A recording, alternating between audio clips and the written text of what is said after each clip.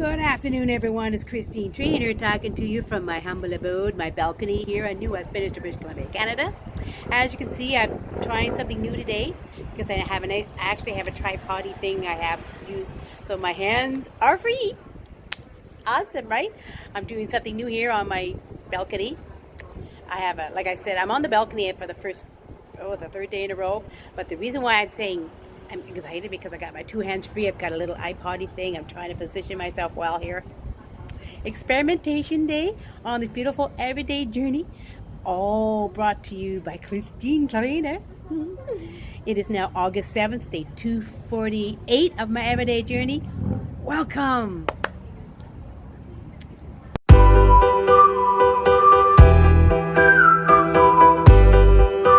Okay, let's hope this does well.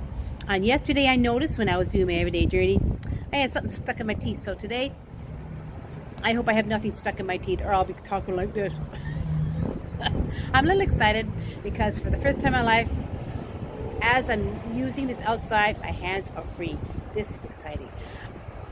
Eventually I'm going to get a tripod stick so when I go out to the public I can have a bit more fun with it. This is something new because I'm making sure that I do more things outside. Now I have more hands free. I can be a bit more interesting when I'm doing my stuff. And today is an interesting day.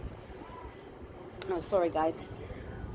I really don't want to have anything in my teeth because I know when I have something in my teeth, you're like talking away and all you're doing is saying, person, but you got something in my teeth. So I'm sorry about yesterday, guys. I had something in my teeth and it was right here, right? I apologize. That's why when I shared my everyday journey, I said, there's something in my teeth. You know what? The show must go on, regardless of what happens. True, right? Now it's beautiful and sunny here in New Westminster, British Columbia, again on this beautiful day of August 7th, and I'm very pleased to say that I'm enjoying this. Now this is going to be my 2-day series, and I want to talk about what do you consider forgiveness is. Forgiveness of yourself, of somebody you love, people around you. What is your interpretation of forgiveness? For me, it's an awful lot. It's basically in my lifetime I've had a lot of interesting. Now let's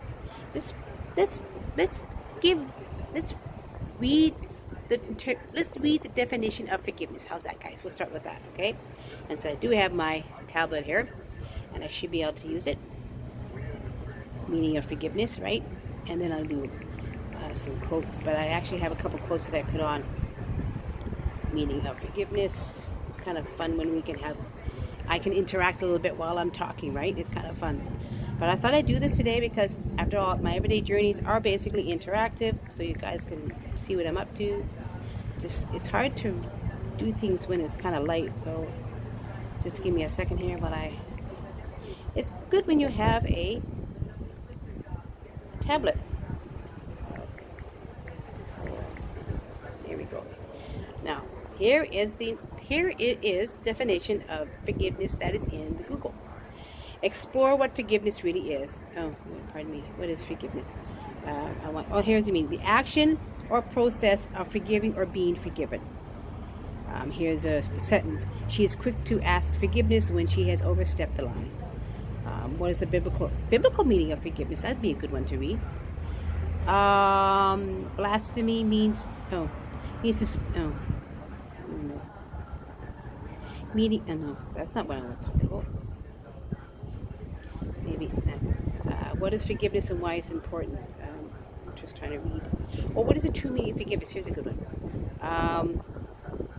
Define forgiveness as a conscious, deliberate decision to release feelings of resentment or vengeance towards a person or group who has harmed you, regardless of whether they actually deserve your forgiveness. Forgiveness does not mean forgetting, nor does it mean condoning or excusing offenses. Basically, it means that you put the past aside of the person that's hurt you, and you give them love and compassion regardless. How to forgive someone who has hurt you in 15 steps. Here's some interesting things here. Number 1, move on to the next act. That's a good one. Don't go to sleep angry. Switch the focus from blaming others to understanding yourself. Avoid telling people what to do. Learn to let go and be like water. Take responsibility for your part. Let go of resentment. That's number 7.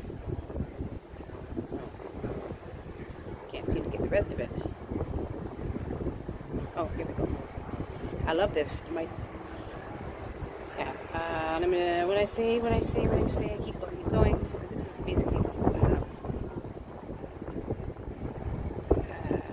avoid telling people what to do. Learn to let go and be like water. Step number 7, take responsibilities for your part. Let go of resentments. This is a really true thing you should do. Number 9, be kind instead of right. Number 10, practice giving. That's true. Number 11, stop looking for occasions to be offended. Number 12, don't live in the past. Be present. That's a very good one, guys. Number 13, embrace your dark times when it starts to happen. Number 14, refrain from judgment. Don't judge people because everybody has their own story in life. Always remember that. You can't just judge a book by... Have you ever heard the saying, don't judge a book by its cover? It's a good one.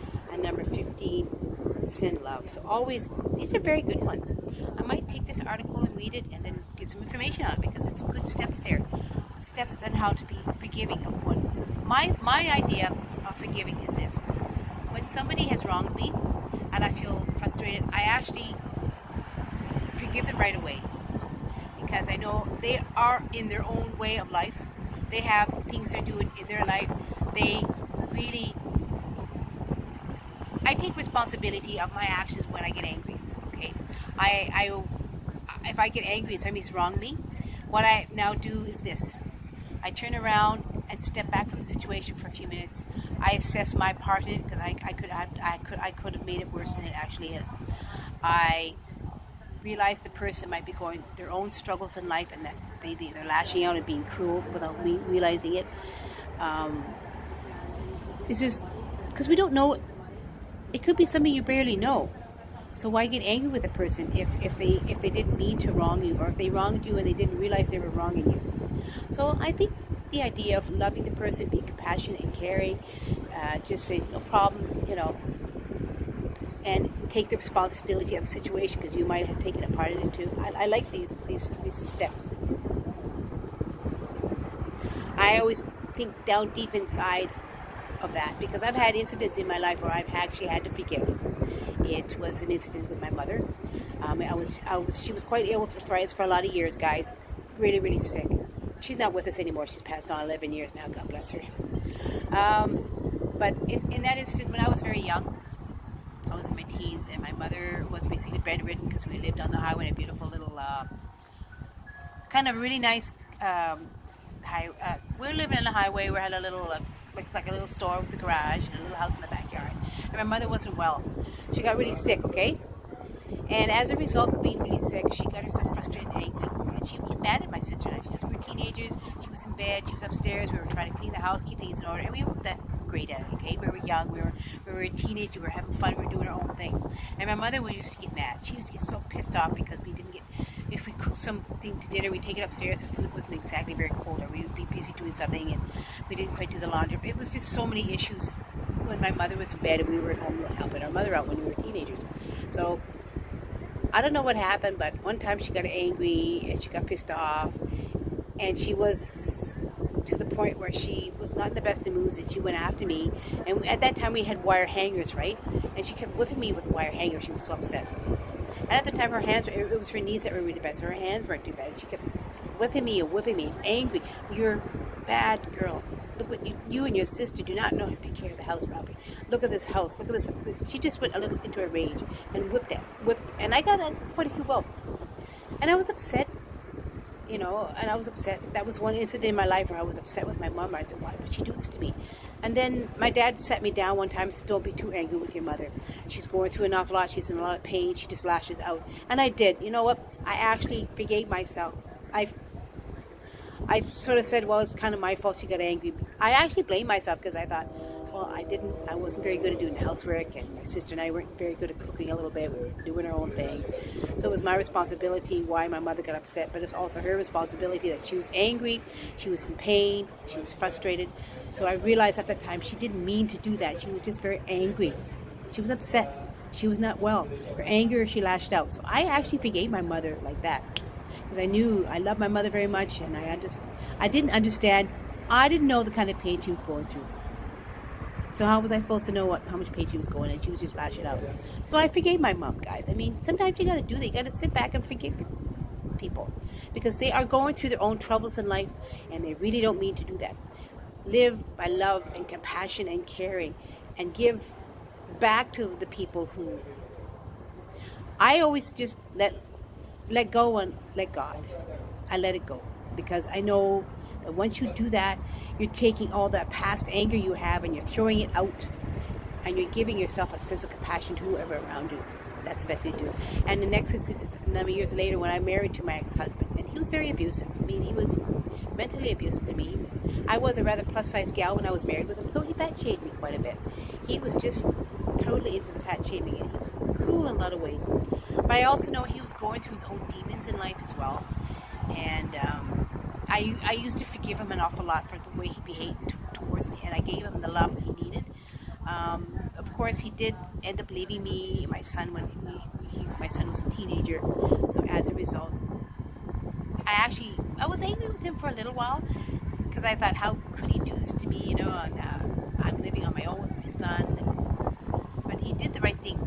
I actually down the road forgave him for what he did because I took responsibility and the bad relationship we had as well. It wasn't necessarily all his fault. I wasn't doing very well with our relationship too. But I forgave myself. I said, well, it's just the way life is, you know. So down the road, we became friends. I forgave him for his attitude towards me, and we became, good friends. We're good friends, and we don't hate each other anymore. We brought up our son eventually down the road in better standings. Sadly, of course, about 3 years ago, he had a stroke, so now he lives in a home, guys. So that's kind of a sad thing. And the sad part is his son did not forgive him because my ex ended up being drinking and drugs. He went down the wrong path in his life. That's why he got the stroke. But I forgave him. I forgave my ex because I knew he was going through his own demons in life. He was going through his own struggles. So why would I be hate towards the man who we had a son together? You know, we did have some good years for a while. It just didn't quite work out. And when he did leave me, he was right that he did, because I ended up living my life the way I wanted to live my life, met somebody I wanted to be with, and my life turned around much better. So there is a point to be forgiving. There is a point to realizing you do not have to always hate. Hate isn't going to work. Learn to love everyone around you. Learn to forgive and just let God, let go and let God. Just let it go. Take all the anger and resentment against somebody and just let it go. It works that way. It sort of releases you from anger every day. It helps you feel better inside with who you are. Makes you proud of who you are. Makes you learn to love yourself even better. So that's my thing about Everyday Journey today, and I hope you enjoyed it because I enjoyed talking about it. Give me a thumbs up if you enjoyed it, and I hope I didn't have anything in my teeth this time. I'm trying my best not to talk too loud today. So guys, I enjoyed talking outside, and I'm going to send this up to the masses. It was kind of fun to have my hands free with the little tripod I had to use today. That's good. So my love to you all. Give me a thumbs up again if you enjoyed this. And remember, every day is a new, beautiful day. Be a loving, forgiving person, because we don't know what's happening. We don't know why that other person has wronged you. We don't know what's going on in their life to have you hate and be angry. It's not worth it. Take care of yourself. Don't be angry. Don't learn to forgive and love.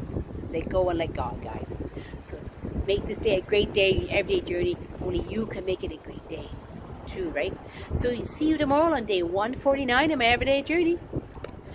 It's getting close to 250. I'm going to be chatting about that soon. My love to y'all. See you tomorrow. Bye.